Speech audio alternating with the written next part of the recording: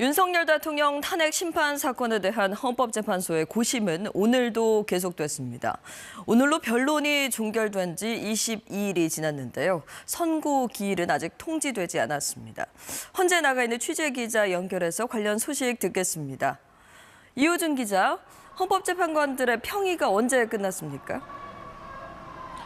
오늘 헌법재판관들의 평의는 퇴근 시간이 가까워질 때까지 열렸습니다. 하지만 예상보다 길진 않았는데요. 오늘 평의 이후에도 윤석열 대통령 사건에 대한 선고기일 공지는 없었습니다. 선고기일을 보통 2, 3일 전에 공지하는 헌재 관행상 이번 주 선고가 이뤄진다면 오늘 공지가 나올 것이란 관측도 있었지만 헌재는 오늘도 침묵을 이어갔습니다.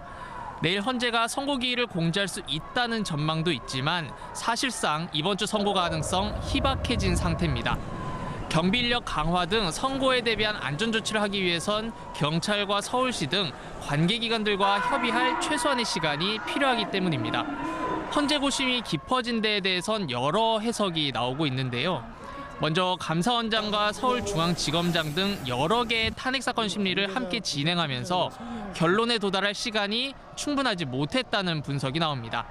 다른 공직자에 대한 탄핵 심판 사건이 없었던 노무현, 박근혜 두 전직 대통령 탄핵 심판 때와는 상황이 다르다는 겁니다.